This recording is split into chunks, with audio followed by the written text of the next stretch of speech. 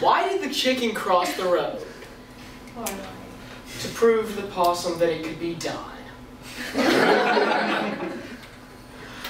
Of course, this isn't just the existential question that it may be presented as in some scenarios, or the mediocre, overused joke in others. It's an actual problem, and it's not as much possums, but they are part of it. Animal crossing on highways, interstates, regular roads, back roads. We live in Tennessee. We see plenty of roadkill, right? Well, in Utah, there is the state legislature, according to them, in 2001, there is thousands of animals killed and at least 200 motorists die per year. That's nationwide, but they're based in Utah, so bear with me. Wildlife biology, also in Utah, oddly enough, there was a higher mule deer mortality rate than there really should have been, which there should be minimal, and of course that's cars and everything hitting them on the road while they're trying to cross. That's in 2012. Again in 2012, the Journal of Environmental Engineering and Landscaping Management says that European roads cut through otherwise virgin forests that animals are used to living in with no obstructions. So we're kind of going into their area, so they're going to try to get from one place to another still, obviously crossing roads.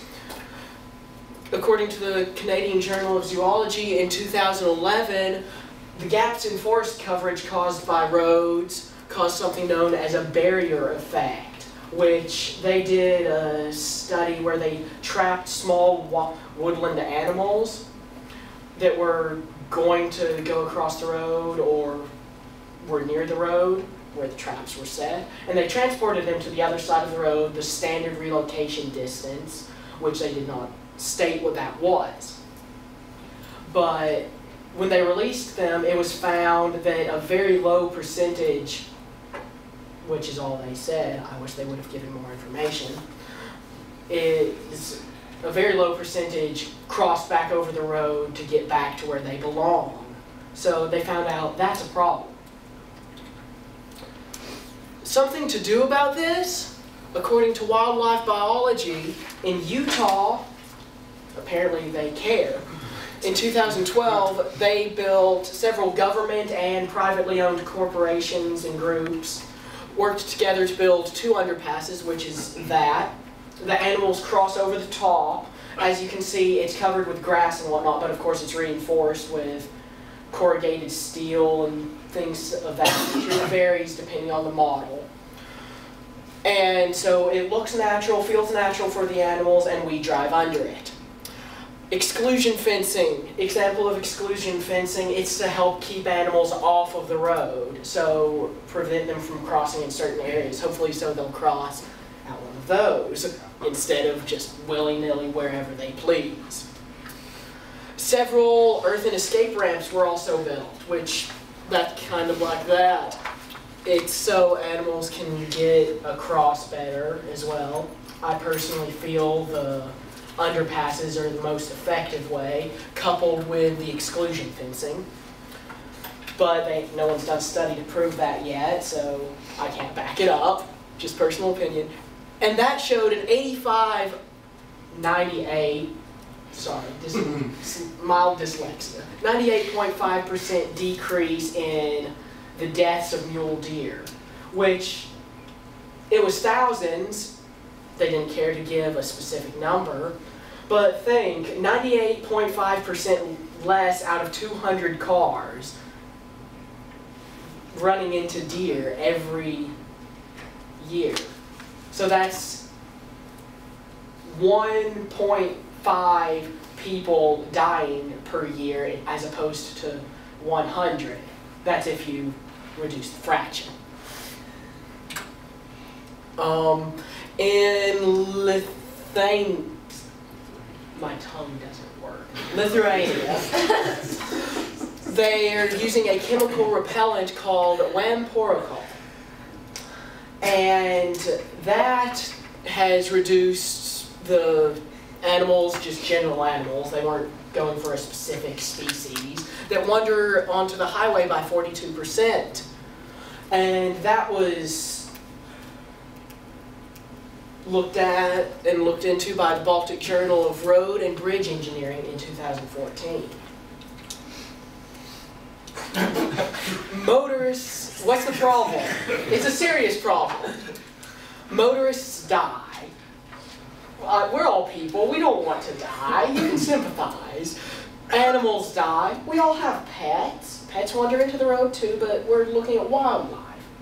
We like our wildlife, we like to look at them. I mean, go out to a national park or even just Norris that's real close here. You'll find wildlife, and try not to run into them, that's bad. Cars destroyed. We all know how expensive that gets. I mean, if you've ever, anyone in your family or you have ever been involved in an accident of any sort in a car, you know how expensive that is to replace. And then there can be medical bills and all from injuries. More actually no, don't skip slides. More roads, as we keep expanding our cities and everything, there will be more roads built, encroaching upon animals' territory. And it just makes the problem bigger and bigger. There's even a poem written about it that's found in the Southern Review in 2009 called Black Horse, and it talks about a black horse wandering out into the road at night, no street lights, nothing, and basically it's in an artistic way describing basically you hit it and you're gonna die. You meet your death in the form of a black horse in the middle of the night. Pretty morbid. Next slide. Things you can actually do about it, because there are, and I suggest you do. Donate to the National Wildlife Federation. There's a link if any of you want to write that down. Feel free, or just type in National Wildlife Federation Animal Crossings, and it should be the first thing on Google. Contact local government and express your concern, because the government has more money than any individual one of us here do. We're college students. Watch out when you drive, because there's not many underpasses and whatnot for animals to go over. So for the animals, it's an overpass. Just watch out. Don't run into anything. Don't like slam your brakes on and cause a wreck behind you for a squirrel. That's counterproductive. But be careful and keep your eye out. Don't do anything stupid. Pay attention. Remember that chicken crossing the road. It may not be a chicken. It might be a deer. It might be a possum. It might be, possum will actually cross the road. Wow. It might be an elk. Who knows?